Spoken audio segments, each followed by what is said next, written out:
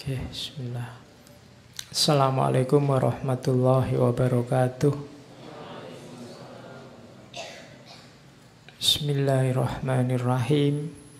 Alhamdulillahirabbil alamin.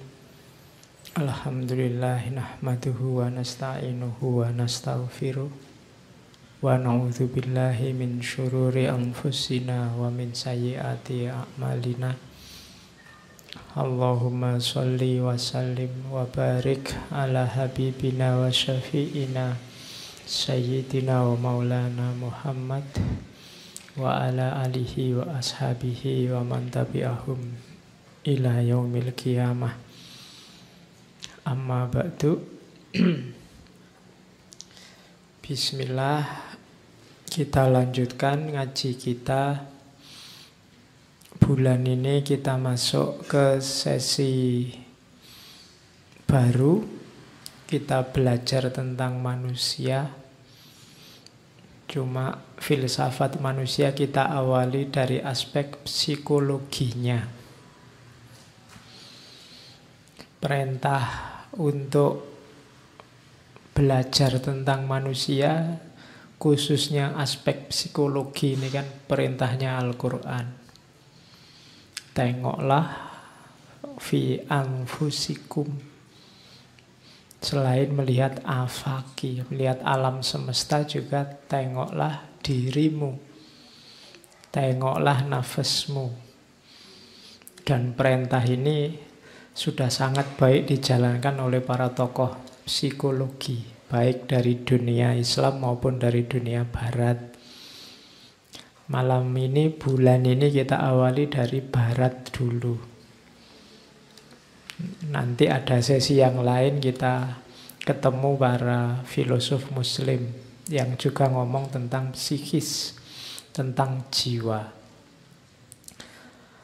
Nanti kalau sudah lengkap wawasan kita, akan ketemu bahwa ternyata gagasan-gagasan tentang jiwa manusia itu sebenarnya tidak terlalu jauh berbeda, baik Barat maupun Timur, baik dari dunia Islam maupun dari tokoh-tokoh psikolog Barat. Ya karena memang yang dibaca hal yang sama. Biasanya bedanya istilah-istilah, kategori-kategori konsepnya. Tapi muatannya sebagian besar sama. Kalau tidak percaya, kamu belajarlah. Ya. Oke. Malam ini kita ketemu Carl Gustav Jung. Jadi filosof, psikolog. Sebenarnya awalnya beliau ini arkeolog, suka arkeologi. Kemudian suka juga kedokteran, nenek kakeknya dokter, ayahnya pendeta, pastor malahan. Ya, ayahnya pastor. Cuma Jung ini orangnya religius sebenarnya. Pada akhirnya bidang terakhir yang dia geluti, selain yang saya sebut tadi termasuk filsafat, dia masuk ke psikologi, khususnya psikiatri. Jadi Jung ini psikiater sekaligus dosen. Zaman mudanya, saya garis bawahi zaman mudanya. Karena nanti dia ngalami titik-titik kayak Ghazali.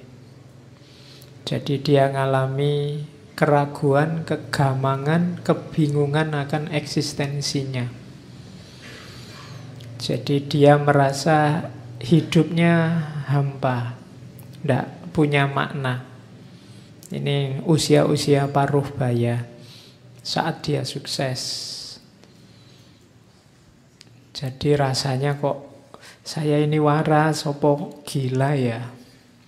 Itu mikir-mikir sampai gitu, maknanya hidupku itu apa. Jadi Jangan khawatir, kamu tidak akan sampai ke sana. Karena kamu malas mikir. Itu untungnya kita mikirnya nggak terlalu dalam. Jung ini sebelum dia mengalami semacam depresi itu dia aktivis juga. Dia aktif juga di dunia psikiatri, psikologi, psikoanalisis. Dia awalnya semacam bersahabat dan berguru pada Sigmund Freud. Tapi nanti di beberapa ide dia tidak cocok sama Freud. Satu ketika di satu seminar malah sampai gegeran. Di panel tapi terus gegeran sama Freud. Terus tidak akur. Mengembangkan konsepnya sendiri-sendiri. Ilmuwan itu kalau gegeran bagus karena lahir teori-teori baru. Tidak apa-apa. Kalau kamu kan kalau gegeran hasilnya ngerusak. Tapi kalau orang pinter itu gegeran tidak masalah. Beda pendapat, ayo, tidak apa-apa. Bila perlu harus beda pendapat biar lahir teori baru, konsep baru. Tidak jadi orang yang manutan saja. Tidak mentang-mentang muridnya Freud terus manut saja gagasannya Freud. Tidak cocok juga tidak apa-apa. Buktinya apa? Ya Jung ini dia nanti akhirnya punya banyak konsep yang bagi beberapa orang menyempurnakan teorinya Freud dalam dunia psikoanalisis. Oke, mungkin watak suka bingungnya ini diwarisi dari ibunya. Bapaknya pastor tapi ibunya kabarnya agak mengalami depresi, jadi tidak pernah keluar dari kamar. Dan itu mungkin ada bekasnya. Karena Jung ini objek penelitiannya dirinya sendiri. Jadi dia membedah dirinya sendiri. Itu tadi yang saya bilang, bacalah dirimu. Oke, Jung ketemu Tuhan enggak? Katanya man arofa nafsahu arofa robahu. Iya. Jadi Jung ini salah satu psikolog yang percaya pada dunia spiritualitas. Dia percaya pada adanya Tuhan. Dia bahkan kalau ditanya, Jung kamu percaya Tuhan enggak? Enggak, saya enggak percaya, tapi saya tahu. Jadi tahu bahwa Tuhan itu ada. Saya bukan hanya percaya. Kalau kita kan levelnya masih percaya. Kalau dia sudah level tahu. Satu kelas lebih tinggi dari kita, karena level pengetahuan itu kan ya lebih mantap daripada hanya sekedar percaya. Kalau kamu tak ceritain di Gamping sana ada sate enak sekali, nah, itu kan karena saya yang ngomong terus kamu percaya kan. Tapi kalau kamu hanya saya omongi percaya kurang mantap. Kalau pengen mantap kamu ke sana tahu sendiri bahwa oh di sana memang ada sate enak. Selama ini kamu hanya percaya kalau Tuhan itu ada. Cuman tidak pernah kamu temui, jadi kamu tidak tahu. Dalam tanda petik. Jung ini bahkan disertasinya itu tentang kesurupan. Iya, jadi fenomena orang kesurupan dari sisi psikologis. Nanti kamu cari disertasinya Jung itu untuk mengungkap bahwa ada timbunan-timbunan bawah sadar yang nanti keluarnya antara lain gejala psikis yang hari ini kita sebut kesurupan. Dan itu secara psikologis. Jung juga konsepnya banyak menjelajah agama-agama. Katolik, Buddha, Hindu. Dia jelajahi semua dan dia sangat yakin ada state wilayah yang namanya spiritualitas, yang itu diri tertingginya manusia. Cuma malam ini saya tidak banyak ngomong tentang pandangannya Jung tentang agama. Di kesempatan lain kita omongkan karena harus agak panjang. Malam ini saya hanya bawa konsepnya tentang kepribadian. Ya ini nanti jadi dasar pandangan-pandangannya Jung yang lain. Oke, jadi itulah seorang Jung. Kalau dalam biografinya, yang bisa mengikat Jung sehingga tidak stres beneran, sehingga dia tidak mengalami kehampaan total bahwa hidupnya tidak bermakna, itu keluarga. Jadi dalam banyak hal dia merasa tidak bermakna, kecuali karena dia punya istri, punya anak. Paling tidak katanya Jung, aku ini masih bermakna bagi istriku dan anakku. Nah itu enaknya ndak jomblo itu di situ.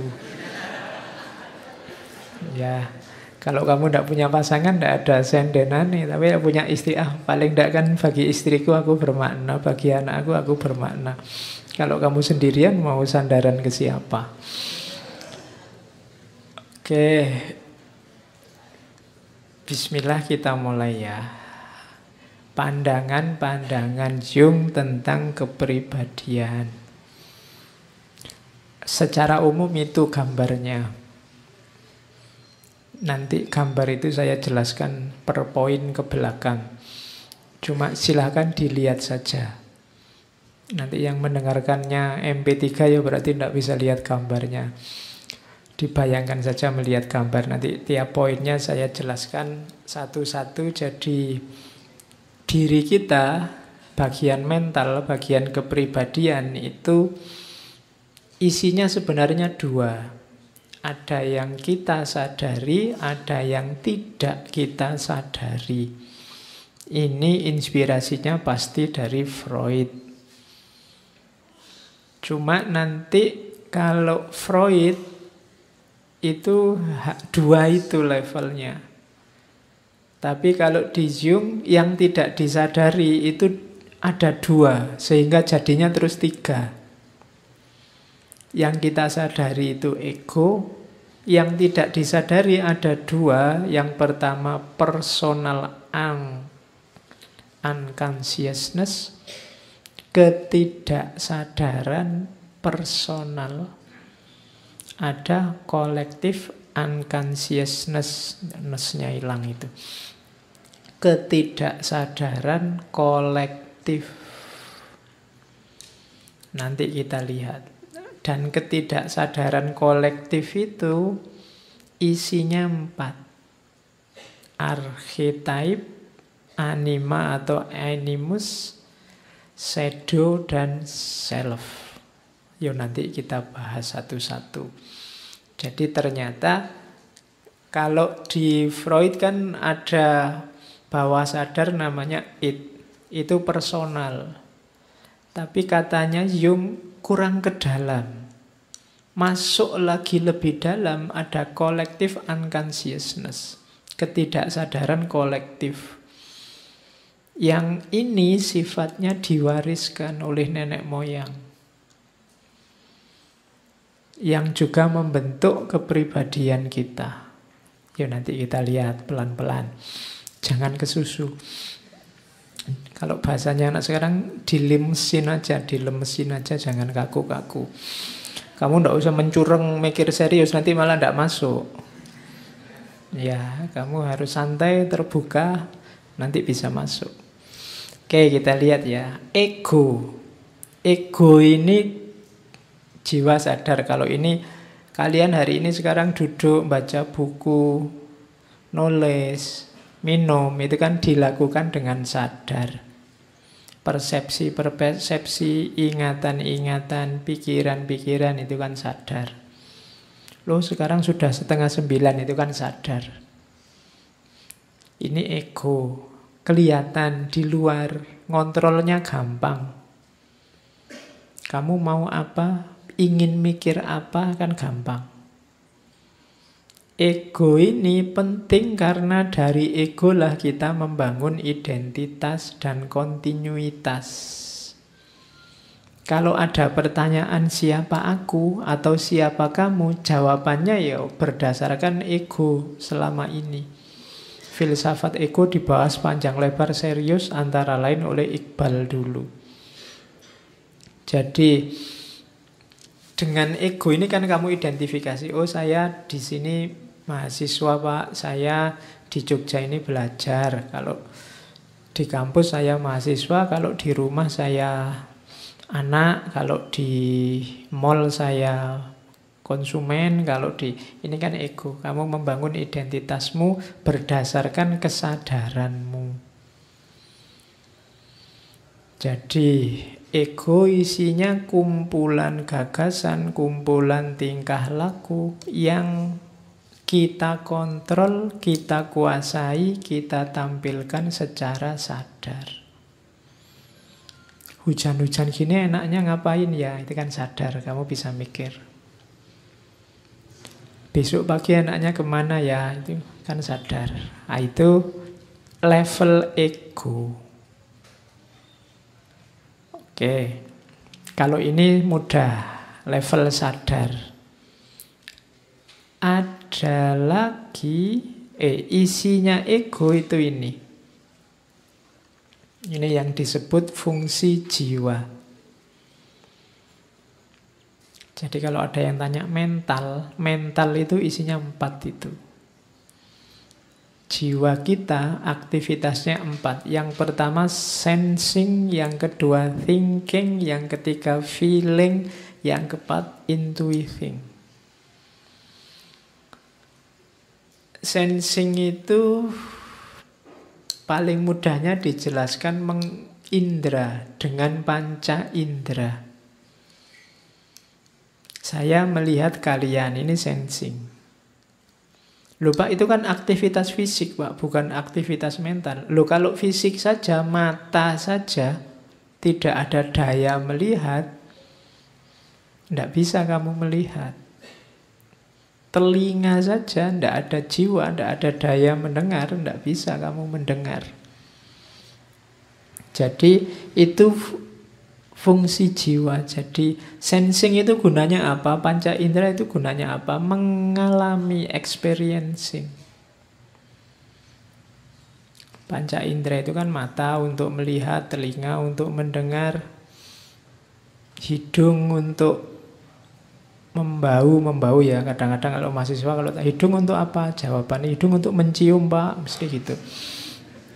Emangnya kalau kamu ciuman pakai hidung. Terus lidah untuk merasa. Ini juga kalau ditanya, lo merasa itu pakai hati apa pakai lidah? Oh enggak Pak, pakai mengecap. Lo yang mengecap itu mulut apa lidah? Terus kamu bingung dewe. Ya.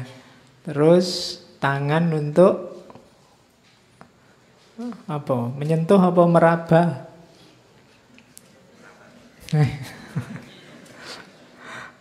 Nanti kalau tak tanya lagi, yang menyentuh dan meraba itu tangan apa kulit? Bingung nah. Ternyata level itu aja kita masih bingung. Itu panca indera paling simple.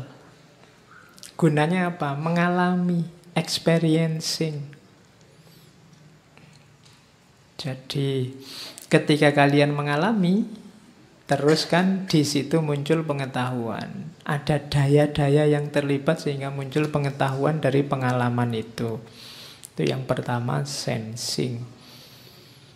Yang kedua, thinking. Kalau ini simple. Kalian sudah paham apa itu berpikir.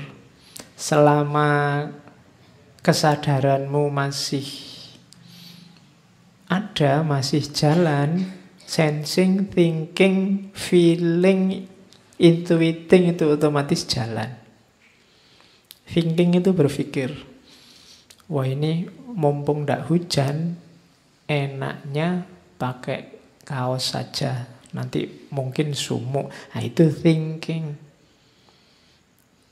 Otakmu itu sebenarnya organ tubuh yang paling capek itu akal, otak.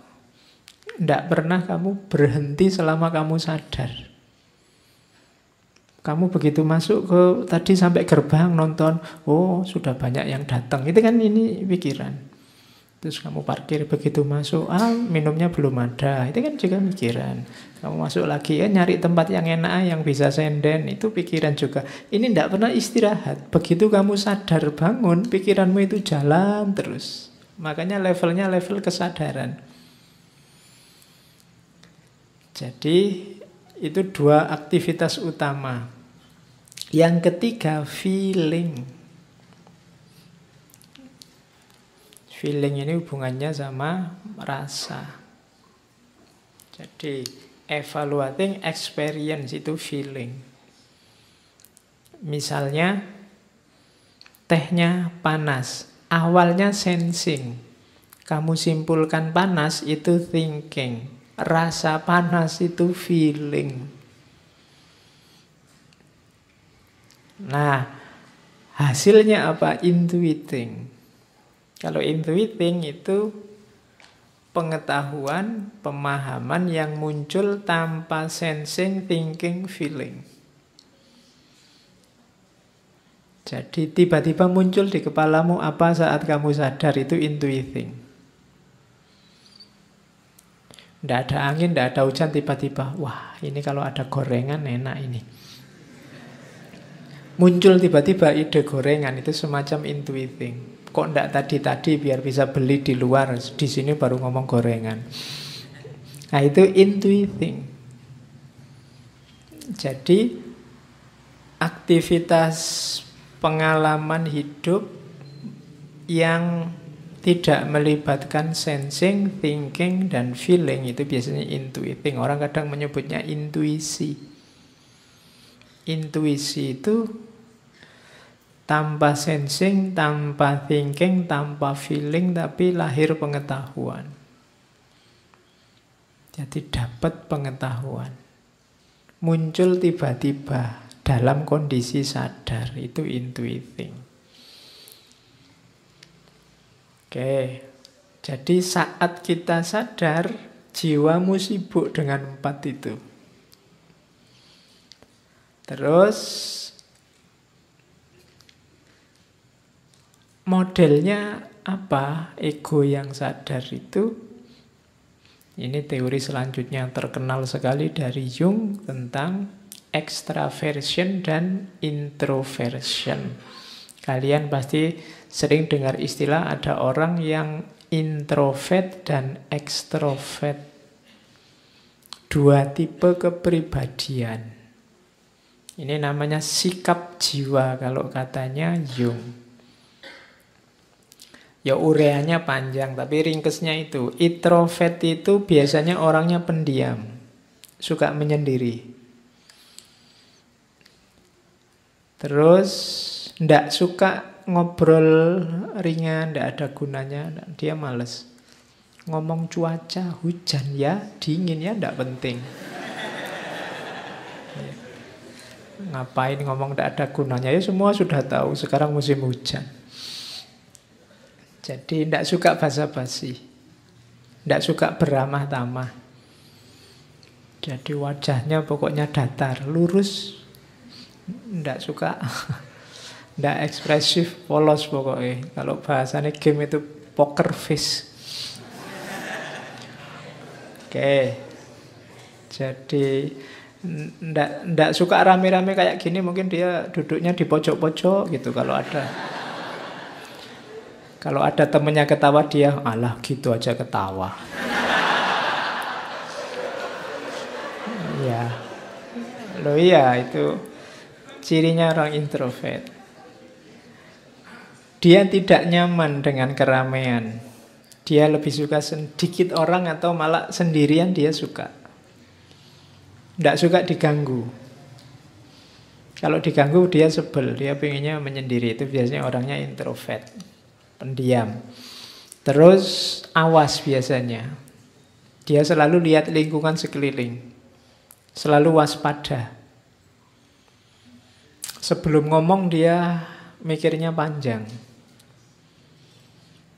Jadi banyak berpikir sebelum ngomong. Itu antara lain cirinya itu. Kalau sudah ngomong biasanya serius terus to the point, tidak mau basa-basi.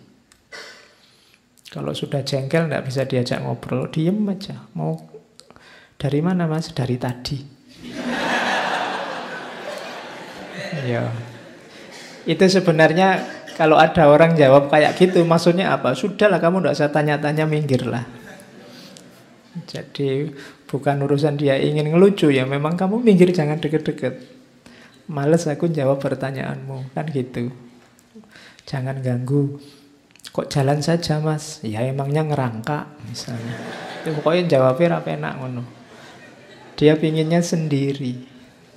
Itu orangnya kecenderungannya introvert. Yo ilustrasinya begitu, tapi maksudnya pendiam.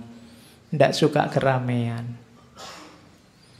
Jadi yo kalian bisa meraba dirimu, lebih suka banyak teman atau lebih suka sendiri. Kalau lebih suka sendiri, ya nanti kecenderungannya mungkin introvert. Ada kebalikannya ekstrovert. Kalau ekstrovert ini suka rame, selalu antusias, semangat, wow, suka sosialisasi, berinteraksi, bergaul mudah. Kalau ngomong kadang tidak dipikir spontan. Yang penting rame. Kalau dia ada terus jadi rame, pandai mencairkan suasana. Terus suka caper. Ya, orang suka keramaian, suka bareng-bareng itu kan biar orang mendekat ke dia terus, makanya dia suka cari perhatian. Karena dia menyukai popularitas. Biasanya kelihatan pede, sigap. Selalu dikelilingi banyak orang karena memang dia ingin bareng banyak orang. Ini biasanya orang ekstrovert. Jadi kepribadian yang keluar. Kalau introvert kepribadian yang ke dalam.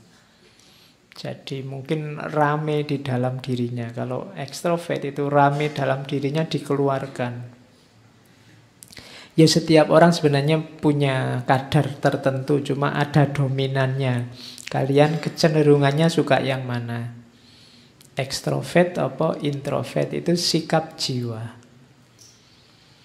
Ya tinggal kalian hitung dalam sehari-hari itu kalian lebih banyak dan lebih suka bergaul rame dengan orang apa menyendiri.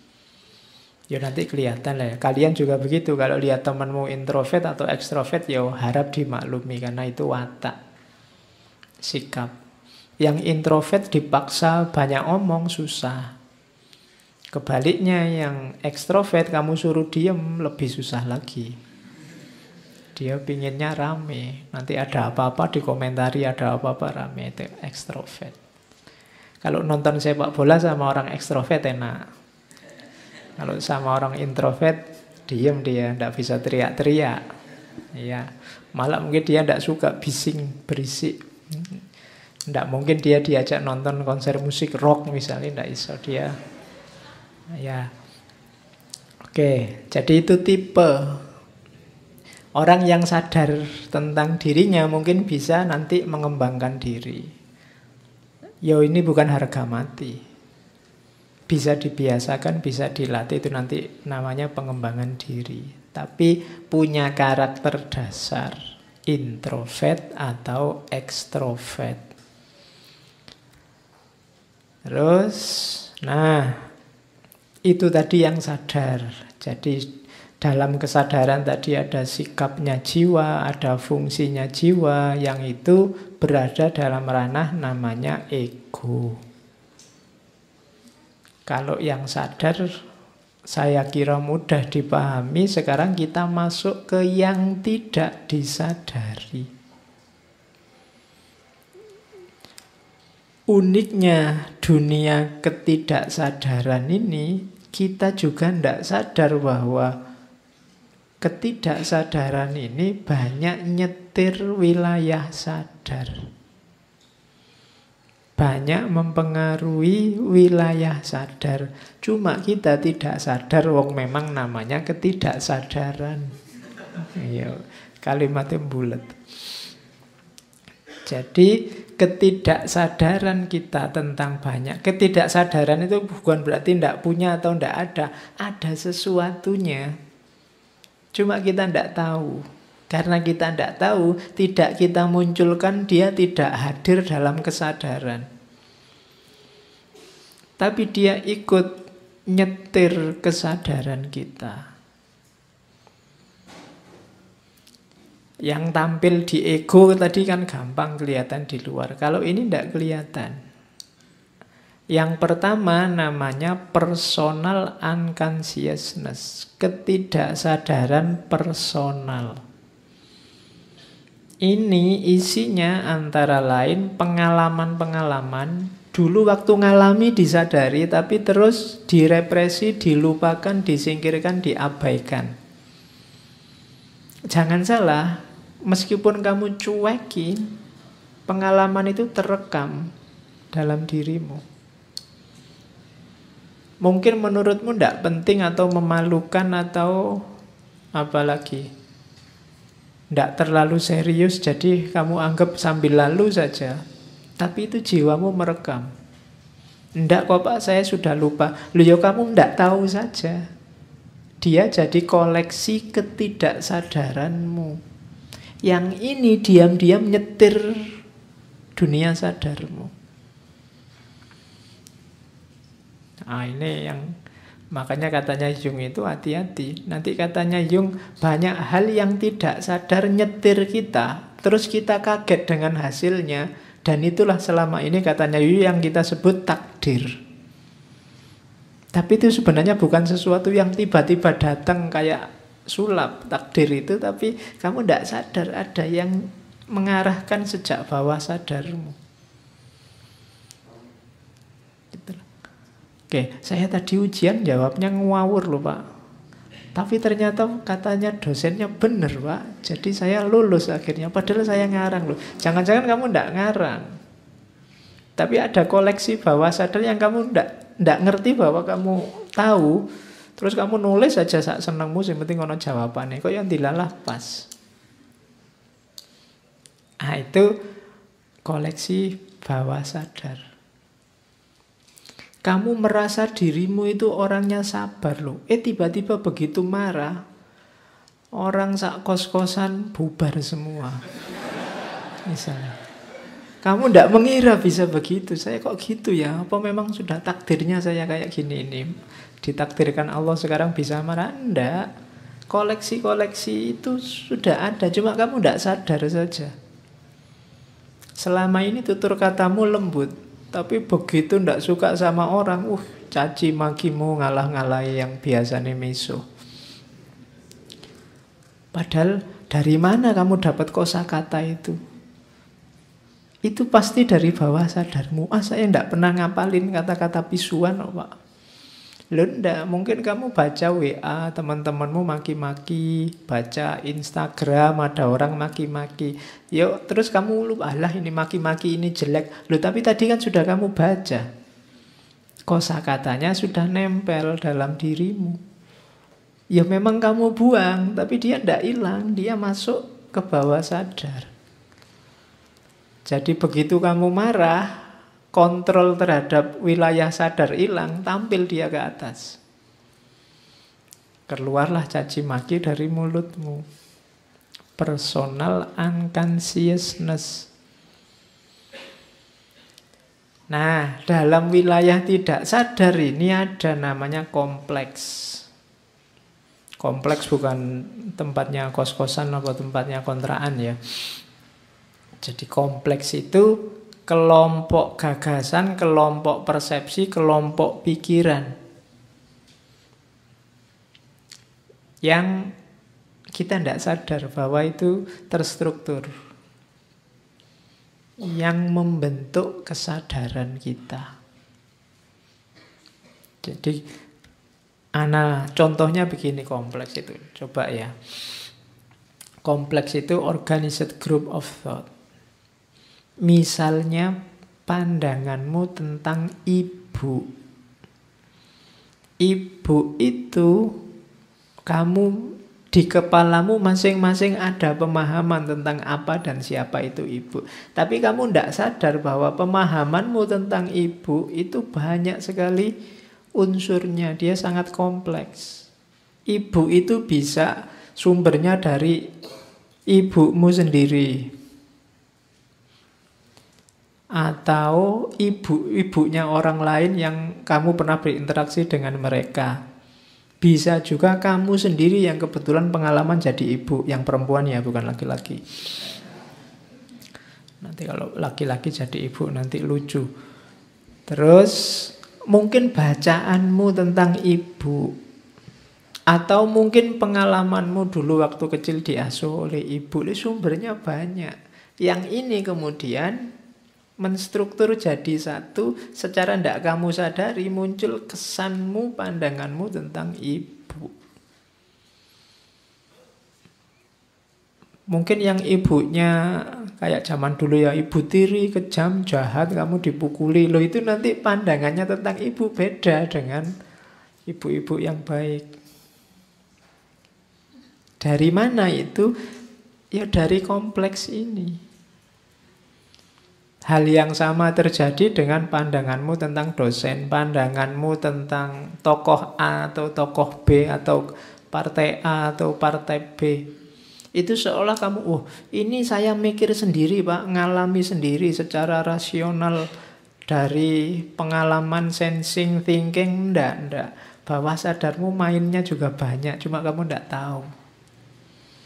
Entah kamu punya pengalaman apa, mungkin kamu membaca apa, atau kamu lihat orang lain mengalami apa, yang sekarang kamu lupa, tapi dia menstruktur di bawah sadarmu. Itulah namanya kompleks. Kalau ini ketidaksadaran individual. Ini yang mirip kalau di Freud namanya id. Kan ada id, ego, dan super ego. Jadi ID, id. Jadi dia tidak kelihatan tapi menentukan. Jangan dikira begitu kamu baca buku, Pak saya itu kan sering mahasiswa ngeluh itu, saya baca buku Pak, tapi begitu saya tutup, lupa semua saya. Loh, dia hilang di wilayah egomu, tapi dia mungkin terekam di bawah sadarmu. Dia ikut menentukan wilayah sadar, cuma kamu tidak sadar. Oke. Terus. Nah, wilayah kedua tadi. Kalau yang awal-awal tadi, mulai ego sampai wilayah ketidaksadaran personal, bisa diulang rekaman ketika kita ngaji tentang Sigmund Freud. Yang original dari Jung ini, collective unconsciousness. Ketidaksadaran kolektif. Ini wilayahnya lebih dalam lagi dibandingkan ketidaksadaran personal. Katanya Jung, ini mungkin ada pengaruh ajaran-ajaran agama tertentu mungkin, bahwa begitu kita lahir, kita ini bukan papan kosong. Kita mewarisi apa? Hal-hal, ingatan-ingatan. Mungkin dulu nenek moyang kita punya cita-cita apa, punya keinginan apa, punya harapan apa, punya semangat untuk ngapain. Yang semacam ini nanti bisa diwariskan dari generasi ke generasi, akumulatif. Katanya Jung, ada sisa psikis perkembangan evolusi manusia yang menumpuk dari generasi ke generasi. Dan ini, apalagi yang ini, yang tadi aja nggak disadari, apalagi yang ini. Collective unconsciousness. Itu yang bikin misalnya kadang-kadang kamu heran, kok bisa ya orang Yahudi itu seperti itu semua. Mungkin cerdik, cenderung agak tricky, kemudian kok bisa ya etnis ini kok sukses terus kalau bisnis. Kok bisa ya? Itu ada warisan-warisan dari nenek moyangnya. Otomatis begitu. Kadang-kadang kamu usaha mati-matian, gak sukses-sukses. Tapi dari etnis itu temenmu cepet banget. Cuma ngapain aja terus jadi kaya. Itu ada collective unconsciousness. Jadi dia otomatis dia mewarisi itu dari nenek moyangnya. Jadi diwariskan dari kakek nenekmu. Tadi ada orang introvert, ada orang ekstrovert, itu bisa dilacak ke belakang dulu-dulunya. Kemungkinan kakek nenek moyangnya kecenderungannya seperti itu juga. Ya meskipun tidak harga mati, tapi ini nyetir kepribadianmu. Makanya ada, kalau orang Jawa itu cenderung lembut, cenderung tidak mau so, cenderung melunak. Sementara etnis tertentu biasanya lebih suka keras, lebih suka tegas, lebih suka. Itu warisan genetik. Saya pernah baca buku itu, bahkan batin, sikap batin itu berpengaruh pada DNA seseorang. Yang itu bisa diwariskan. Misalnya dulu kakekmu pacaran terus patah hati. Ya. Karena patah hati terus sumpek terus, kakekmu itu hidupnya murung, terbayang-bayang pacarnya terus meskipun kawin sama orang lain.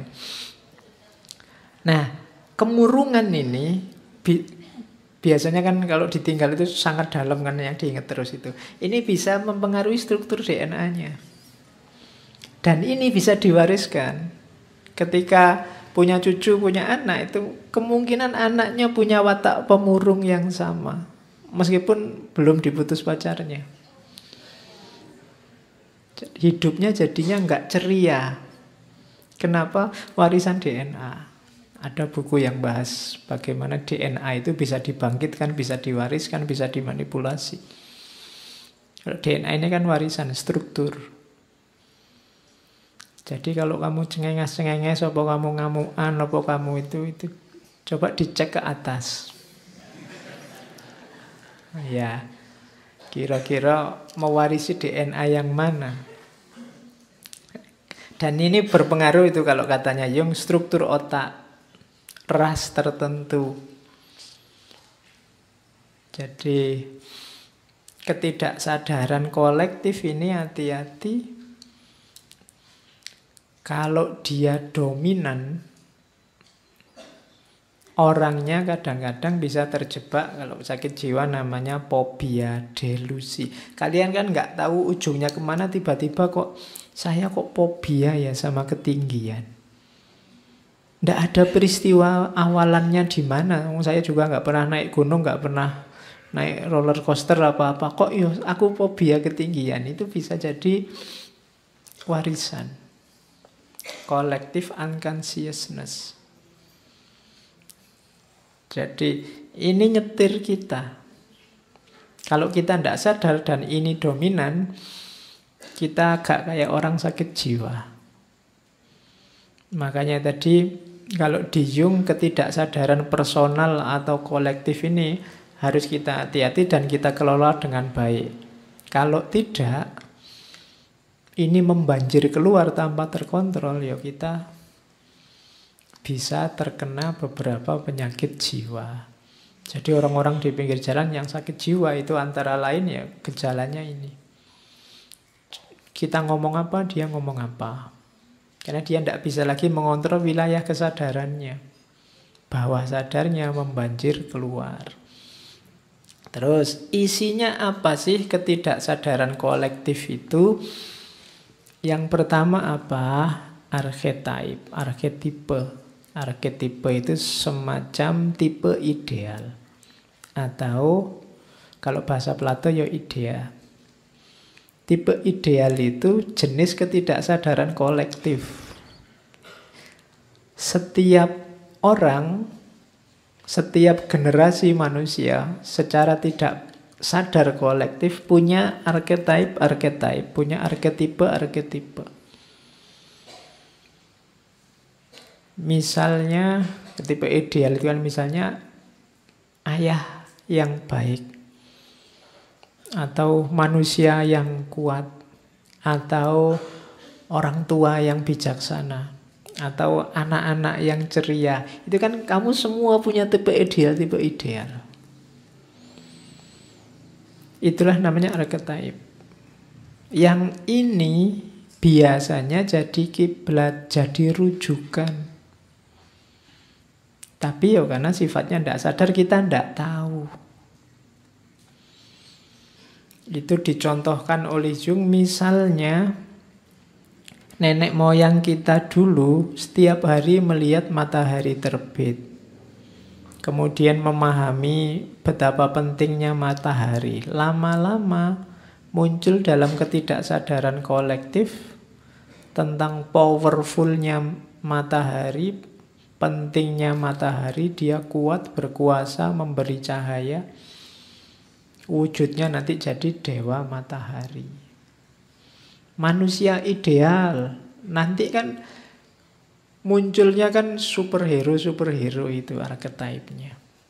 Orangnya kuat, pinter, cerdas, suka menolong, membantu orang lain tanpa pamrih. Itu kan mirip.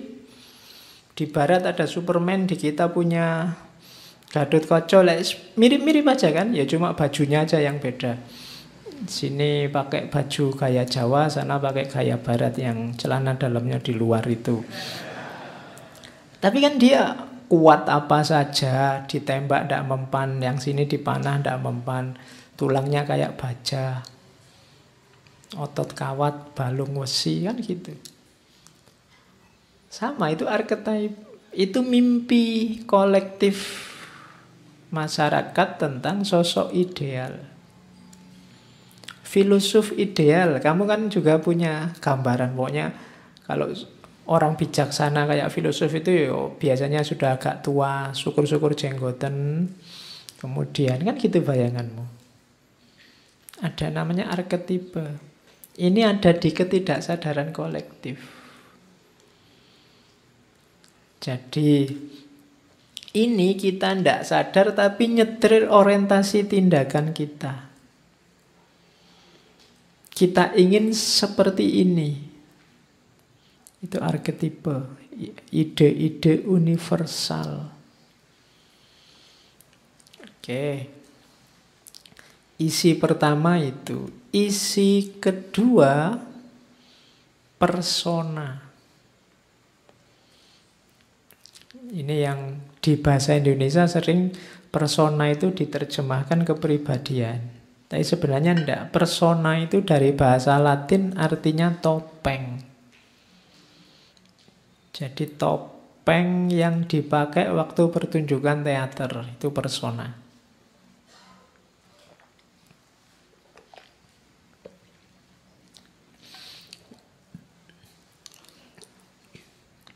Jadi kita hidup tiap hari, mau atau tidak, itu kan pakai topeng. Kemarin-kemarin kan kalian merasa bahwa pakai topeng itu tidak otentik. Tapi di teorinya Jung ini, kalau kamu tidak pakai topeng, kamu tidak bisa hidup bersama orang lain. Itu loh. Misalnya di ngaji sini saja, kalian posisinya sebagai yang mendengarkan, saya yang ngomong. Itu kan kalian mau ndak mau sekarang harus pakai topeng. Kalian sebagai mahasiswa yang ikut ngaji, anak patuh yang duduk berjam-jam menghadap ke sini. Itu jenis topeng. Kalau boleh kan kamu pengennya sambil tiduran bawa bantal biar saya ngomong, kamu kan. Tapi kan kamu ndak bisa. Kamu terpaksa harus duduk bersilo, sikile geringgingen terus. Itu kan jane kamu ndak pingin begitu. Berarti apa? Kamu kesini pakai topeng. Di kampus juga begitu kan. Saya mahasiswa, mau ngerokok ndak berani, ada dosennya. Karena di sana ada larangan ngerokok. Akhirnya kamu di kampus nggak ngerokok. Ini jan-jannya topeng. Padahal kamu pingin ngerokok, di sana ndak boleh. Di rumah kamu jadi anak, mau ndak mau konsekuensinya anak itu ya harus patuh sama orang tua. Orang tua nyuruh A ya A, orang tua nyuruh B ya B. Ini kan mau kamu di rumah pakai topeng jadi anak. Di kampus kamu pakai topeng jadi mahasiswa. Di masjid kamu pakai topeng jadi orang soleh. Kalau ke masjid kan kamu gayanya kan kalau orang soleh. Padahal kamu ya nggak mau gitu. Kalau bisa sholat itu mau nggak seribet itu misalnya, nggak serumit itu. Tapi kan nggak boleh, ada aturannya. Jadi dan kamu ikut aturan itu. Topeng-topeng ini nanti yang dikenal sebagai persona. Jadi inilah jembatan yang menghubungkan kita dengan lingkungan sekitar. Ini tidak terelakkan katanya Jung. Mau tidak mau kita harus pakai topeng. Kalau kamu asli menunjukkan keinginanmu, dirimu apa adanya, ya kadang cocok, kadang tidak dengan lingkunganmu. Kayak misalnya, Pak ngaji ini kalau ndak hujan gini sumuk, saya itu pengen nyopot baju ya misalnya. Tapi kan kamu ndak bisa. Kenapa? Yang lain nanti kabur kalau kamu nyopot baju. Aturannya memang di sini harus pakai baju kan gitu. Kamu nggak bebas. Kalau kamu ingin bebas, kamu jangan masuk ke sini, masuk di kamarmu, kamu bebas. Kamu ndak butuh topeng lagi. Tapi apa bisa lepas topeng? Ndak. Kamu lepas satu topeng, ganti topeng yang lain, katanya Yu. Jadi kita hidup ini dari topeng ke topeng. Aslinya gimana? Aslinya ya topeng itu. Ndak ada yang ndak topeng. Kenapa? Kamu kan selalu mengidentifikasi diri. Begitu kamu masuk kamar tadi bebas, kan kamu akan bilang, oh inilah orang bebas. Lah ya itu sekarang topengmu. Kamu sekarang pakai topeng sebagai orang bebas. Ya, jadi problemnya bukan kamu pakai topeng atau tidak, tapi pakailah topeng yang baik. Yang relevan dengan hidupmu. Kan itu. Jadi ini juga ada di ketidaksadaran kolektif. Di tengah masyarakat ada aturan-aturan pertopengan ini. Yang kamu harus patuhi. Kalau enggak, kamu bisa dianggap jelek, dianggap cacat oleh masyarakat. Kamu enggak ikut rumus anak yang baik, oh, kamu bisa diusir dari rumah. Kamu tetap harus pakai topeng yang baik. Dari mana rumus anak yang baik itu? Ketidaksadaran kolektif. Jadi masyarakat punya rumusnya sendiri meskipun tidak disadari. Jadi hati-hati, kita harus bisa milih topeng yang baik. Masalahnya apa sih dengan topeng itu? Masalahnya bukan kamu jangan pakai topeng atau harus pakai topeng. Saya bilang tadi kamu pasti tak pakai topeng, cuma hati-hati, ada bahayanya juga kalau kamu salah pakai. Salah pakai itu seperti apa? Yang pertama biasanya orang itu ketika dia terbiasa dengan satu topeng, terus dia mati-matian mempertahankan topeng itu, dan di mana-mana dia pakai topeng itu. Oh, ini bahaya kalau sudah kayak gini. Bisa sakit jiwa. Bahwa saya suka ngasih tahu kamu filsafat, aku senang sekali pakai topeng filsafat itu, tapi begitu pulang ketemu anak-anakku yang SD, kan topeng filsafatnya harus tak copot. Dan nek sama anakku sing SD aku ngomong filsafat, ndak nyambung. Bahwa kamu ustadz mungkin kamu biasa khutbah Jumat, iya. Tapi begitu pulang ke rumah ngobrol nongkrong di angkringan sama tetanggamu, kan kamu ndak harus khutbah Jumat di situ. Nanti di angkringan kamu khutbah qalallahu ta'ala ngono. Bahwa khutbahmu enak iya, tapi waktu ngangkring ya ndak usah khutbah. Pakai topeng yang lain. Ada orang yang fanatik dengan topengnya karena dia seneng dengan topeng itu dan di mana-mana dipakai. Ya kalau cocok, kalau ndak cocok, kamu bisa dianggap sakit jiwa atau jangan-jangan memang sudah sakit jiwa. Ya kalau kamu khutbah ning angkringan kan memang dianggap orang gila. Maka kritislah dengan topengmu, apa cocok apa enggak. Kapan topeng itu dipakai? Gitu loh. Hari ini kan banyak konflik karena orang lupa membaca topengnya dan lupa menanggalkan topengnya. Harusnya kamu mainnya sebagai apa, tapi sekarang main sebagai apa. Sehingga harmoninya kacau.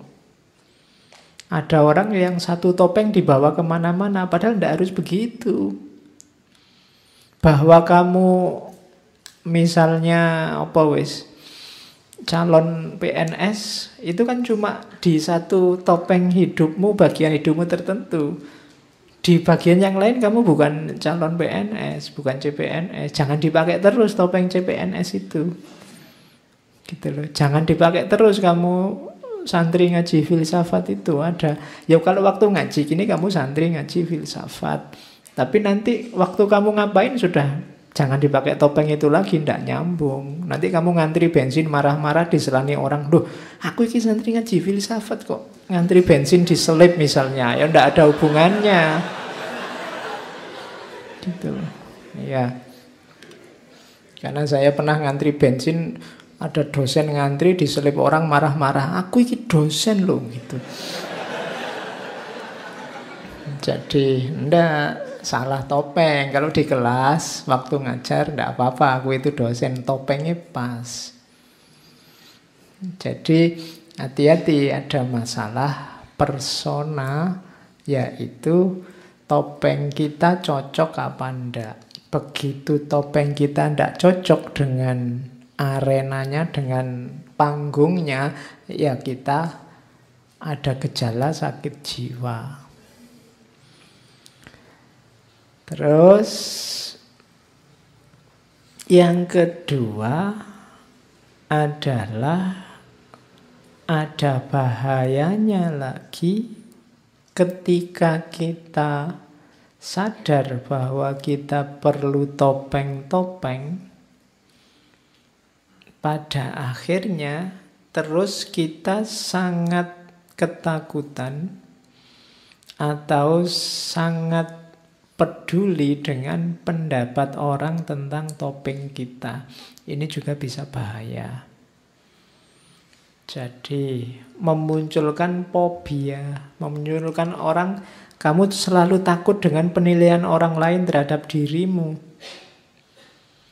Kita selalu sibuk maunya orang lain apa, masyarakatku inginnya apa, dan kamu ikuti.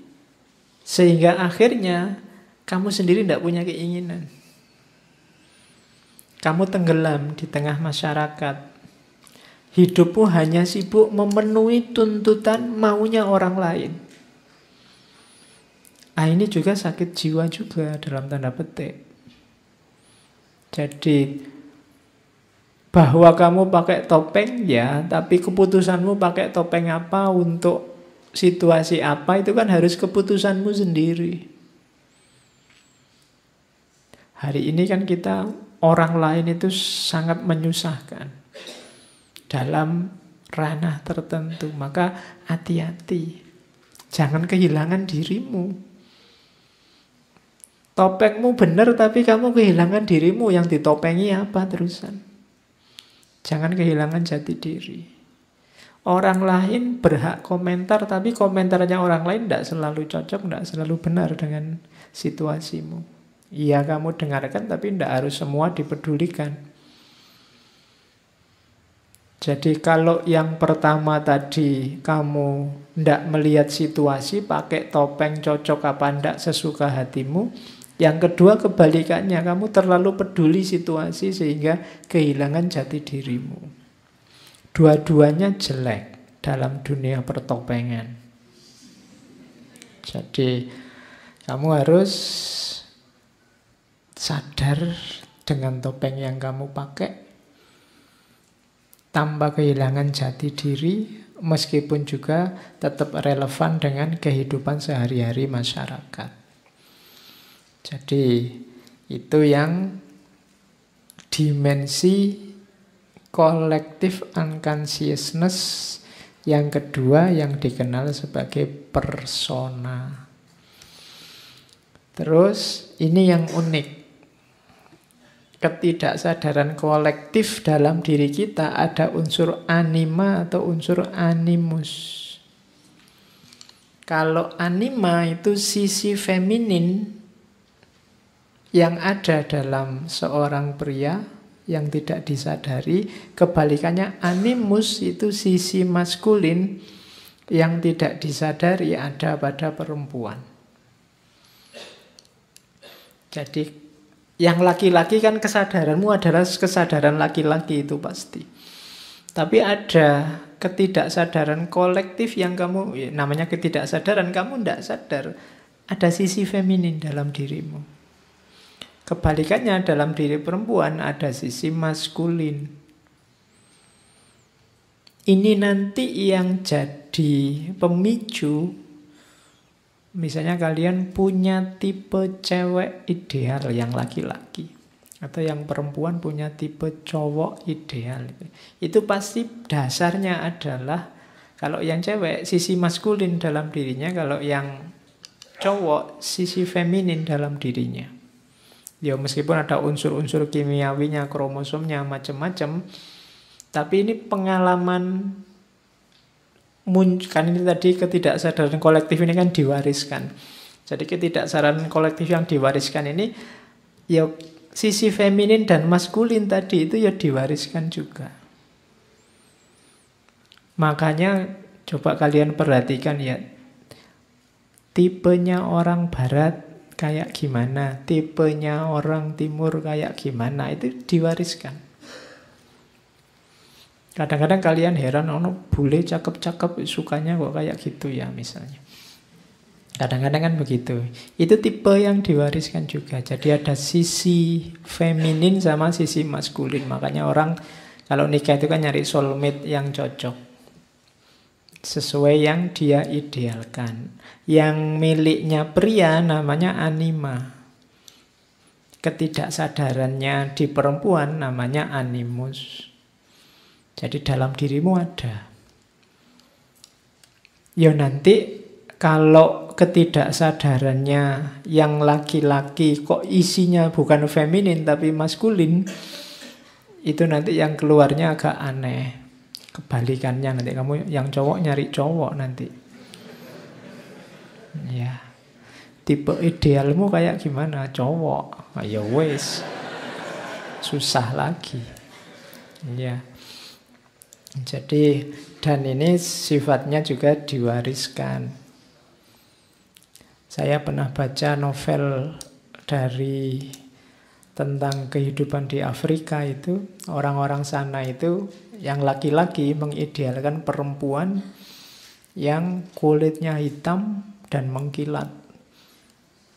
Kemudian yang bibirnya tebal. Jadi kan yang besar itu, radial. Anti-slave. Terus rambutnya keriting-keriting kecil-kecil.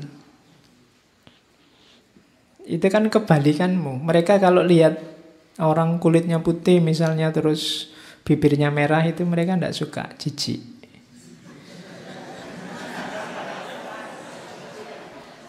Iya, kok kayak gitu ya, jijik. Mungkin bagi orang sana begitu. Mereka sukanya yang hitam, kulitnya berkilat-kilat, rambutnya keriting, bibirnya tebal. Sip itu. Kata orang Afrika loh. Itu kan diwariskan. Selera ini kan diwariskan. Mungkin orang Jawa juga punya selera sendiri, orang luar Jawa punya selera sendiri, yang laki-laki punya ideal sendiri, perempuan punya ideal sendiri. Ini kalau ditanya mesti ya susah keluarnya kenapa, ini ketidaksadaran kolektif. Jadi kamu tidak ngerti bahwa ini seleramu itu. Kadang kamu nyari alasannya kan susah. Apa sih yang kamu sukai dari dia? Tidak tahu Pak, ya suka aja. Itu ada unsur anima dan animus tadi yang cocok. Dan itu ada rekaman-rekamannya. Mungkin dari sisi wajah enggak, tapi nenek moyangmu merekam bahwa perempuan yang baik itu perempuan yang sabar, maka mungkin parameternya sabar. Atau kayak orang zaman dulu kayak di India itu perempuan Yang baik itu kalau dulu yang subur. Jadi bisa punya anak banyak. Dan itu nanti parameternya kan, makanya zaman dulu itu perempuan cantik itu kan gambarnya bukan yang langsing-langsing, yang perutnya rata, tapi yang perutnya agak besar sedikit. Coba lihat patung-patung Ken Dedes, patung itu kan perutnya agak besar sedikit. Dan mereka tidak sibuk senam, yoga, tidak macam-macam gitu. Karena cantik itu versi zaman dulu memang begitu. Yang kayak gitu, yang perutnya agak besar sedikit, itu simbol bahwa mereka subur. Bisa punya anak banyak. Dibandingkan yang mungkin kurus-kurus, kerempeng, langsing itu. Yang sekarang diidolakan manusia hari ini, yang langsing-langsing itu. Itu anima sama animus. Ada pewarisan-pewarisan. Jadi ini ketidaksadaran kolektif. Kalau saya tanya kamu di level sadar, Anda Pak, saya tidak begitu. Saya rasional loh Pak. Iya. Makanya kamu gak dapat sampai sekarang. Galilah anima dan animusmu untuk nyari pasangan. Oke. Nah, kalau tadi kan yang positif-positif, hati-hati ada ketidaksadaran kolektif, jenisnya namanya shadow, bayangan. Ini yang disebut dark side, sisi gelap. Dalam dirimu ada sisi gelap. Cuma kamu tidak sadar. Jadi sisi gelap seseorang isinya insting-insting primitif negatif. Kejahatan, kemarahan, keserakahan. Kalau pakai bahasa ilmu jiwanya Islam ini nanti ya yang bahaim sama sabuiyah. Jadi unsur jiwa kebinatangan dan kebuasan. Setiap orang pasti punya sisi gelapnya. Cuma dia tidak sadar, kamu merasa dirimu baik terus. Padahal tidak. Ada sisi gelapmu. Kenapa kamu tidak tahu bahwa kamu punya kejelekan ini? Karena biasanya ini disembunyikan. Ini kebalikannya persona tadi. Kalau persona kamu tampilkan, kamu tunjukkan ke orang lain. Kalau shadow ini kamu sembunyikan. Biar orang lain tidak tahu. Dia tidak disadari, direpresi. Pokoknya di akun tidak. Nah, ada namanya defense mechanism. Defense mechanism itu mekanisme kalau orang nuduh kamu jelek, sebelum orang nuduh kamu jelek, kamu nuduh orang lain dulu jelek. Itu namanya defense. Biasanya apa defense mekanismenya? Ini sebenarnya teori dari Freud. Defense mekanismenya shadow itu proyeksi. Proyeksi itu sebelum kamu dituduh serakah, kamu nuduh orang lain dulu serakah. Jadi yang salah orang lain, bukan kamu. Itu namanya kamu proyeksikan sisi jelekmu ke orang lain. Kayak ada orang misalnya memperkosa. Loh jelas dia salah memperkosa, tapi kan dia masih, loh saya memperkosa sih, ya mungkin salah, tapi kan dia pakai rok mini sih salahnya. Dia sehingga saya tertarik untuk itu. Jadi harus orang lain yang salah, jangan aku. Kenapa? Karena shadow ini disembunyikan, direpresi. Jadi untuk mengatasi itu dia defense. Defense itu memproyeksikan orang lain yang salah. Jadi kalau ada orang kok nyalah-nyalahin yang lain terus, kemungkinan dalam dirinya ada kejelekan yang dia ungkapkan keluar itu. Cuma itulah defense mekanismenya. Sebelum dituduh hoak, nuduh orang lain dulu hoak. Itu defense mechanism. Sebelum dituduh bohong, cari dulu bagian orang lain, sisi kebohongannya mana. Ini kalau individu per individu gampang, tapi kalau massal bisa jadi perang. Misalnya ras ini itu jelek, ras ini itu curang, ras ini itu penjahat semua, ras ini itu rusak semua, bisa perang. Atau agama ini, agama rusak semua, harus dimusnahkan. Aliran ini, itu aliran ini semua. Itu kan awalnya defense mechanism. Tapi karena sifatnya massal bisa melahirkan perang. Jadi pelajari dirimu di aspek defense mechanism ini. Biar kamu sadar bahwa kamu juga punya sisi gelap. Tidak cuma orang lain yang jelek. Kamu juga punya aspek-aspek kejelekan. Jadi hati-hati dengan gaya proyeksi ini. Jeleknya di kita cuma yang kita timpa kesalahan orang lain. Kenapa kamu tidak tahu bahwa kamu jelek? Karena ini levelnya memang ketidaksadaran kolektif. Jadi ada unsur shadow tadi, bayangan. Kita sembunyikan biar tidak kelihatan, kita tampilkan persona yang baik ke tengah masyarakat. Padahal di balik itu ada kejelekan-kejelekan, kejahatan-kejahatan kita. Sebelum itu diungkap, kita proyeksikan kejahatan itu ke orang lain. Oke. Ini kan logikanya kayak daripada kita yang diteliti, mending kita yang neliti. Daripada kita yang dimaki, mending kita yang maki. Kalau tidak dibunuh, kalau nggak membunuh, kita yang dibunuh. Jadi mending kita membunuh saja. Nah, itu defense mechanism. Ini shadow. Jadi ayo masuk ke dalam, lihat dalam dirimu ternyata unsurnya macam-macam. Tidak sesederhana yang kamu bayangkan. Nah, keutuhan jiwa tadi semuanya nanti namanya self. Self ini jiwa yang utuh, terkontrol, ideal. Lengkap, itu namanya self. Kalau tadi bawah sadarmu terkontrol, kesadaranmu terkontrol, jiwamu akan utuh, lengkap. Kemudian mengalami namanya self-realization, realisasi diri. Jadi membentuk ideal-ideal. Nah, proses menuju self yang ideal tadi namanya individuasi. Proses menuju individu yang lengkap namanya perkembangan kepribadian. Realisasi diri. Jadi pahami dirimu, dirimu ternyata punya potensi macam-macam dan banyak, wujudkan itu.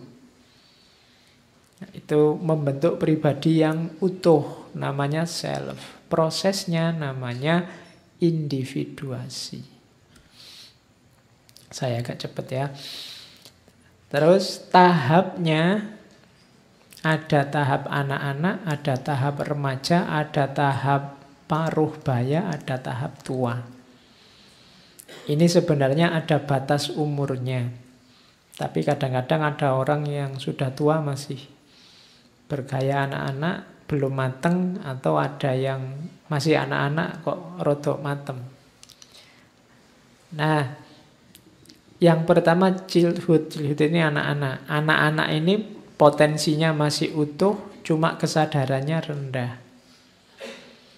Biasanya kalau levelnya masih anak-anak, kepribadiannya diarahkan untuk hal-hal yang menjamin dia bisa hidup. Latihan survive, itu anak kecil. Makan, seneng-seneng urusannya. Kalau pemuda, saya tidak tahu kalian masuk pemuda apa sudah tua. Kalau pemuda itu kesadarannya sudah penuh. Cuma penghayatannya yang belum. Yang dilakukan masih adaptasi terhadap kehidupan sosial. Insting-insting dasar kehidupannya mulai utuh. Semangat, gairah, dan impulsif. Impulsif itu sama, bergairah. Mulai belajar untuk hidup yang sebenarnya, itu anak muda. Harusnya begitu. Saya tidak tahu apa ada anak muda yang tidak bergairah, tidak bersemangat, tidak impulsif. Tapi sebenarnya pasti begitu. Kok ada yang males Pak? Ya enggak, itu bersemangat untuk males berarti. Ya. Saya sedang semangat sekali Pak untuk males. Ya wis. Enggak apa-apa. Itu cirinya anak muda.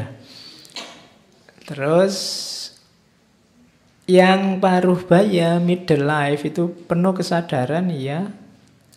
Ya 35 sampai 40 lah. Makanya tadi saya tanya, jangan-jangan ada yang sudah 35 meskipun masih jomblo. Nah, dia sudah masuk paruh baya. Biasanya puncak-puncaknya ada di middle life ini. Cuma kalau itu grafik, middle life ini grafik yang setelah puncak terus turun. Sampai akhirnya berakhir di old age, tua. Jadi belajar filsafat itu paling mantap ada di middle life.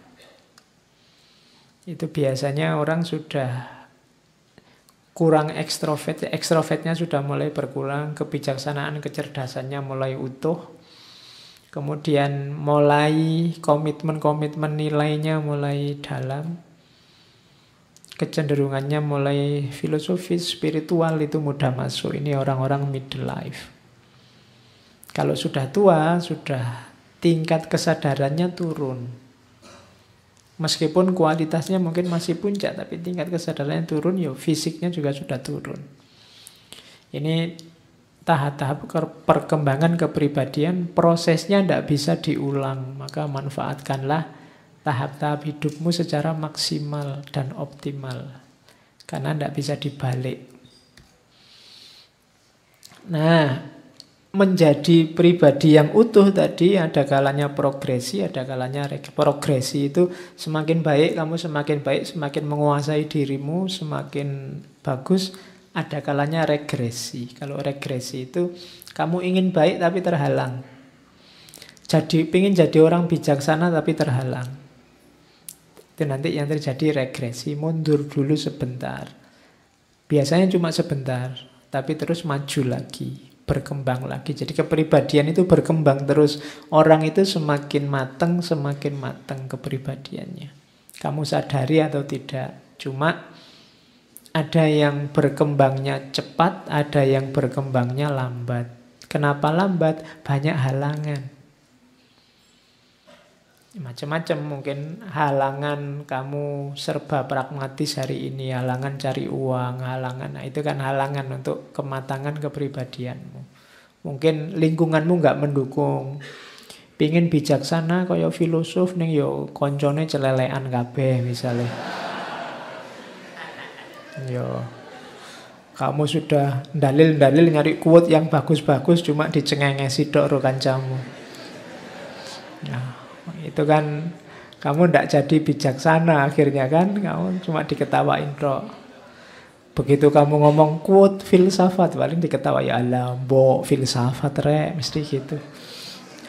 Kamu akhirnya regresi, nggak jadi progresi. Bisa. Sudah niat pengen jadi orang soleh, berangkat ke masjid, terus temenmu sweet, wah gitu terus. Akhirnya ndak jadi, regresi kembali lagi. Kan bisa begitu. Tapi ada yang cepat, lingkungannya mendukung. Bisa begitu. Jadi ada perkembangan jiwa itu progresi dan regresi. Nah, ini ada ketika kamu gagal menguasai ketidaksadaran tadi, bisa lahir namanya psikopatologi, penyakit jiwa.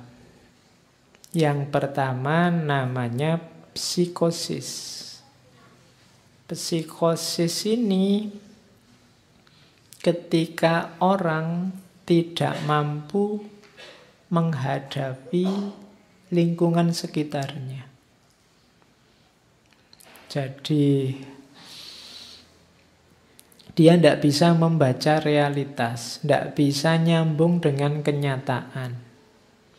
Itu nanti isinya misalnya delusi, halusinasi.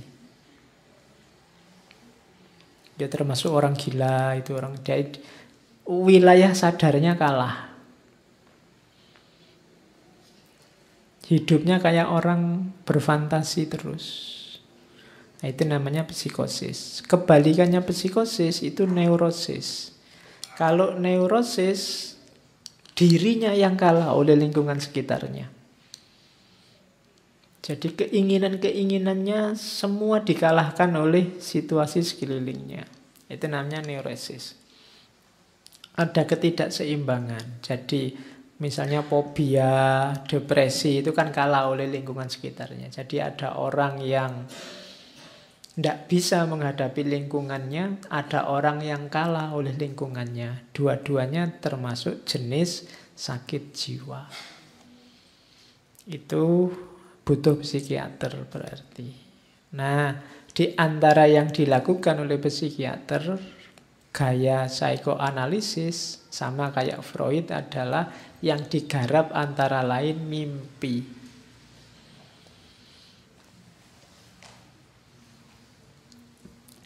Jadi di mimpi itu ini melanjutkan teorinya Freud meskipun di beberapa bagian agak berbeda. Pahamilah katanya dunia psikoanalisis, mimpi itu mengungkapkan sesuatu. Jadi mimpi itu tidak semata-mata iseng, tidak ada mimpi yang iseng. Tidak ada maknanya. Setiap mimpi itu mengungkapkan bagian tertentu dari jiwamu. Biasanya yang tidak disadari. Ya karena dia muncul dalam kondisi kamu tidak sadar. Misalnya ketika sudah lama kamu tidak ingat sama mantanmu, tiba-tiba dia hadir di mimpi. Itu dari bawah sadar dia muncul. Dia ada di koleksi bawah sadarmu sekarang muncul. Tapi kalau kamu kangen nih, kamu ingat biasanya malah tidak muncul. Kenapa? Dia muncul di kesadaran. Wong sudah kamu ingat ya tidak muncul lagi sudah. Nah, itu biasanya jadi mimpi itu biasanya yaitu bahasanya metafor. Makanya harus dipahami, ditakwilkan. Setiap mimpi kamu jangan menakwilkannya, jangan ini kan kadang-kadang kira-kira mau terjadi apa Pak. Tapi pertanyaannya ini mengungkapkan bagian jiwamu yang mana? Ini tentang apa dalam hidupmu mimpi itu? Ada yang bawah sadar isinya apa kira-kira dari mimpimu itu? Nah itu maunya psikoanalisis. Jadi mimpi itu bahasa yang harus kamu ungkap. Karena dia mengungkapkan sesuatu. Fungsinya apa sih mimpi itu? Mimpi itu biasanya punya dua fungsi. Yang pertama fungsi kompensasi. Fungsi kompensasi itu dia mengoreksi bias-bias dalam pikiran sadar. Kita berpikir itu kadang-kadang ada banyak keliru-kelirunya, cacat celahnya, bias-biasnya yang kita tidak sadar. Ini biasanya terus diluruskan lewat mimpi. Atau sifatnya retrospektif. Retrospektif itu tentang masa lalu, pengalaman kemarin. Atau prospektif. Prospektif itu visi untuk masa depan. Kemudian cara menginterpretasinya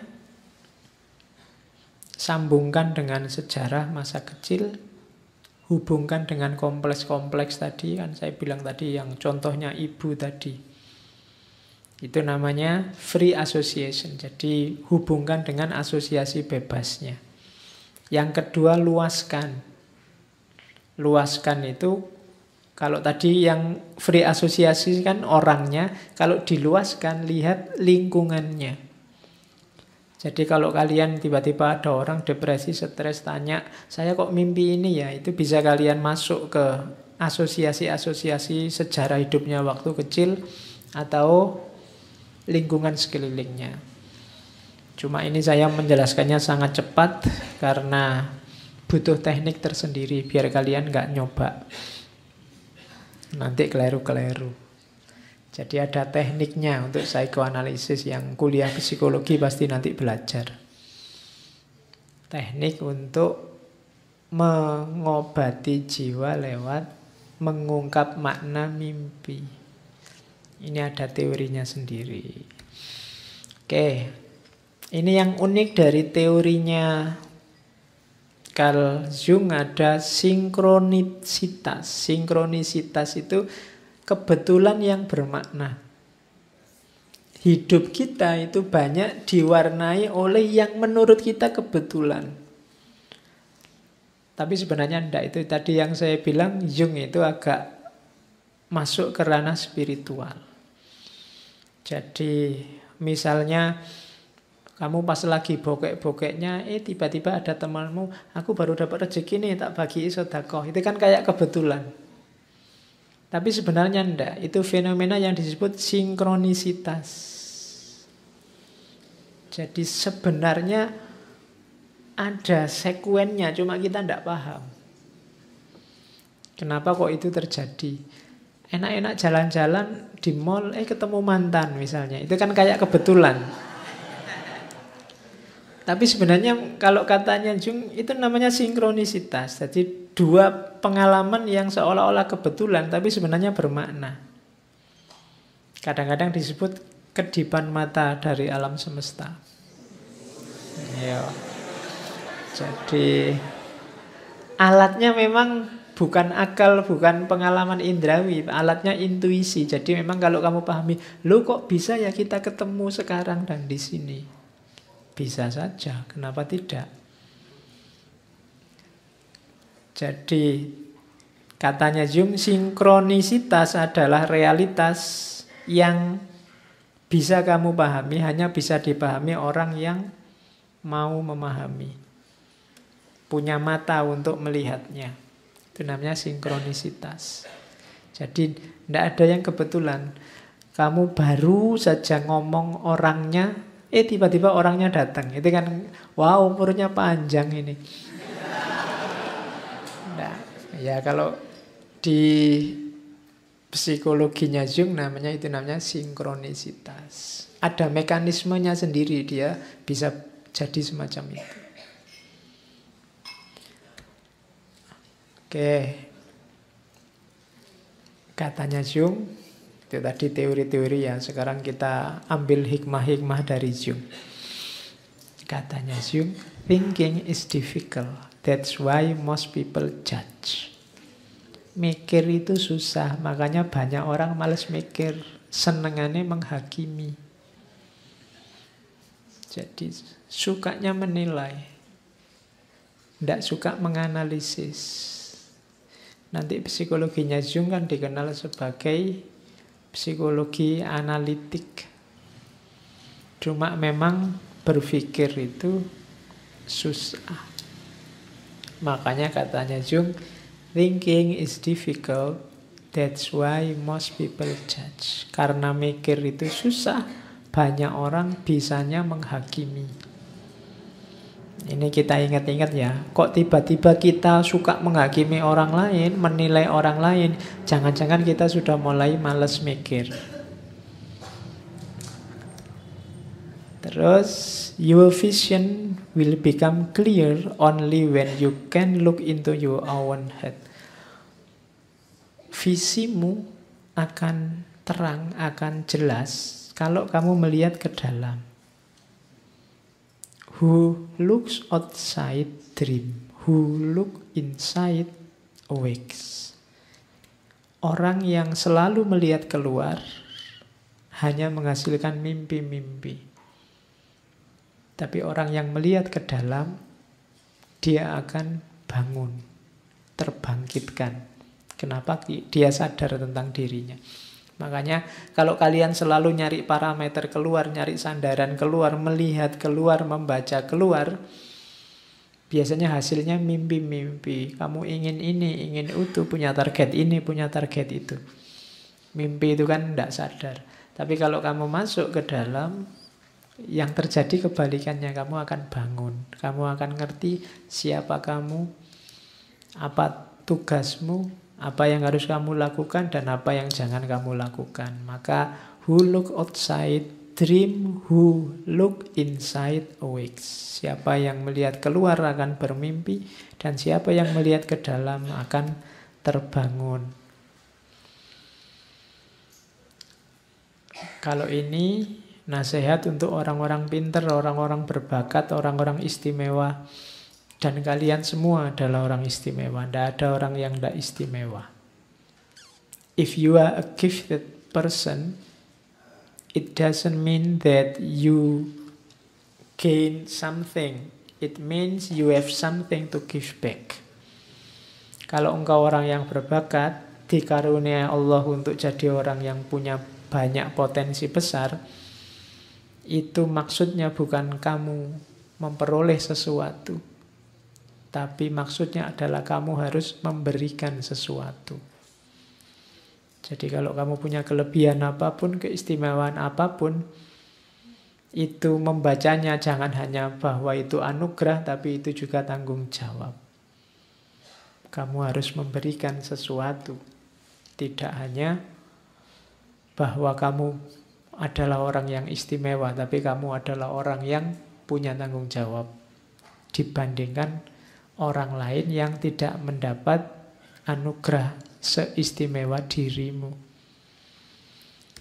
Jadi itu maunya Jung. I am not what happened to me, I am what I choose to become. Jadi kamu ingin jadi apa? Pilihlah. Target mulai sekarang, bentuk mulai sekarang. Jadi tidak usah galau dengan yang terjadi hari ini. Pak, kalau saya kayak sekarang hidupnya kayak gini, apa bisa saya nanti jadi orang besar? Bisa.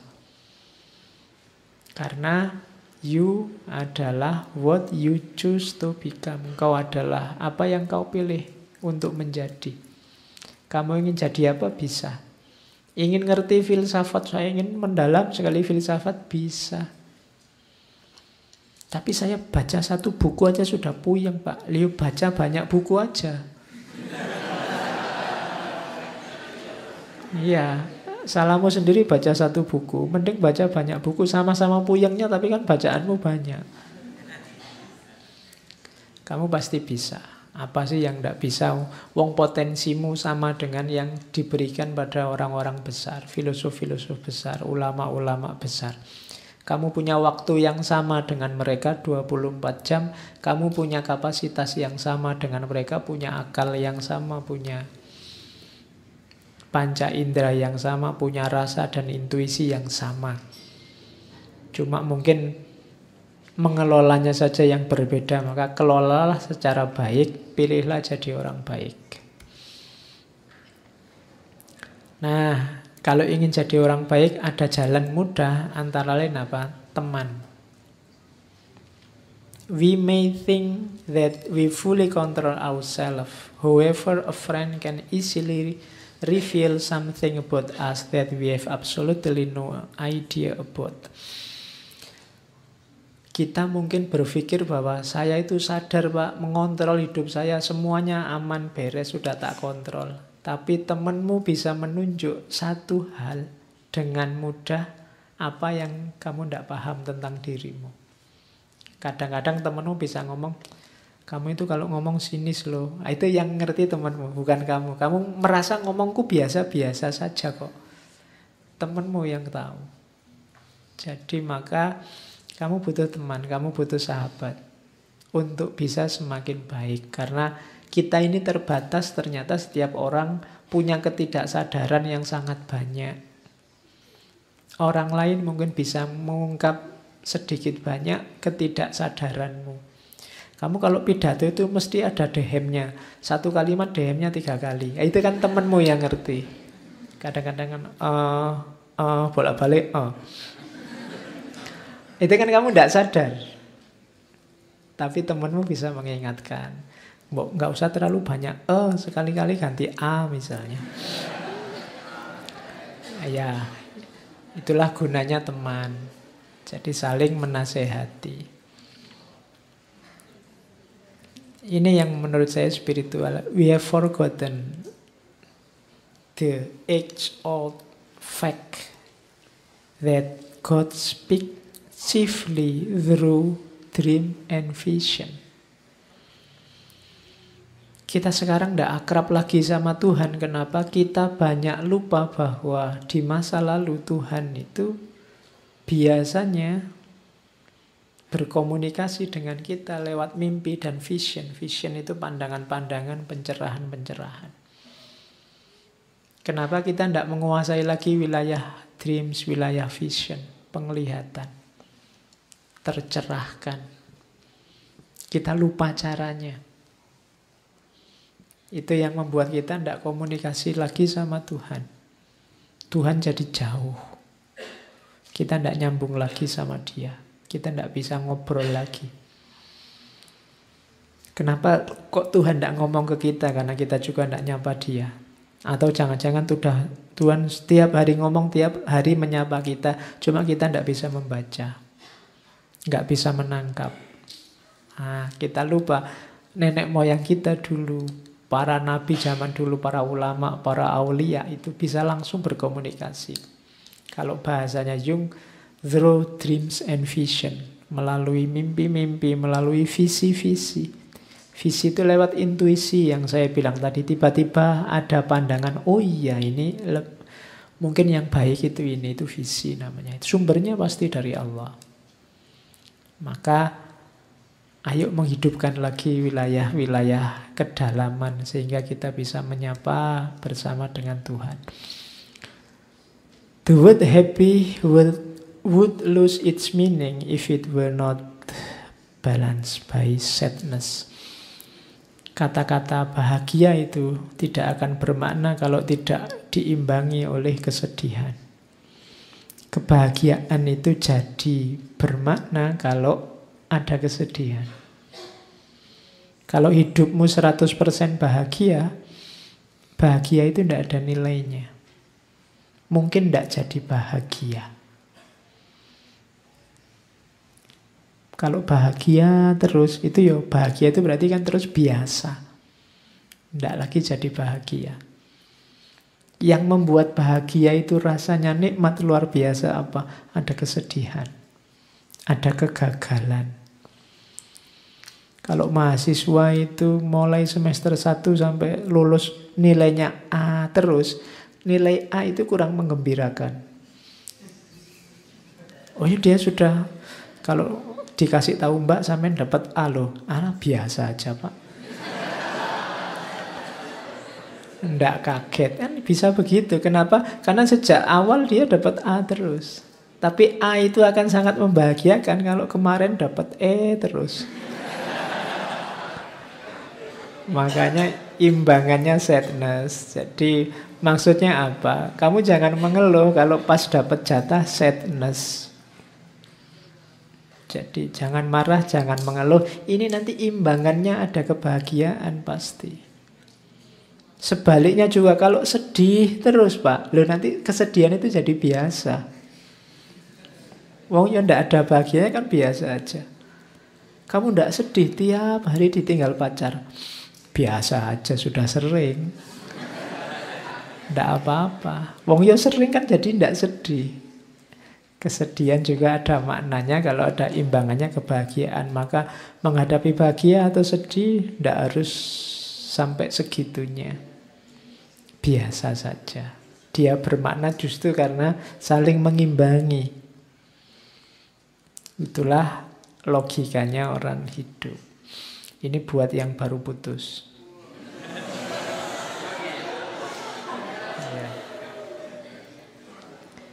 Katanya Jung, don't hold on to someone who is leaving, otherwise you won't meet the one who is coming. Ya, jadi jangan kamu pegangi terus orang yang sudah pergi, karena kalau tidak kamu tidak akan ketemu orang yang baru datang. Ya, jadi move on lah. Ya kalau terbayang-bayang yang lama terus, jangan-jangan ada yang lebih baik datang, kamu tidak perhatian, nanti hilang eman-eman. Jadi akan ada yang datang yang baru. Cuma syaratnya kamu tidak terlalu kuat memegangi yang lama. Wong yang lama sudah pergi, kamu pegangi juga dia pergi. Carilah yang datang. Ini nasihat untuk yang baru putus. Terakhir, you are what you do, not what you say you will do. Jadi engkau adalah apa yang kamu lakukan, bukan kata-katamu tentang apa yang akan kamu lakukan. Jadi apa yang kamu lakukan yang lebih penting, bukan kata-katamu. Saya akan belajar, Pak.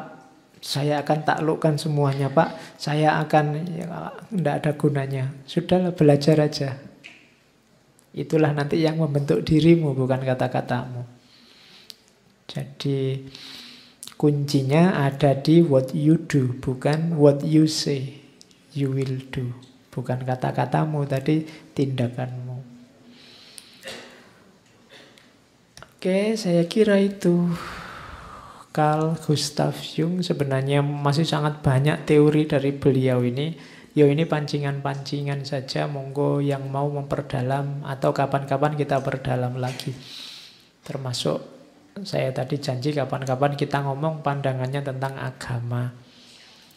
Pandangannya tentang agama lebih positif daripada gurunya Freud.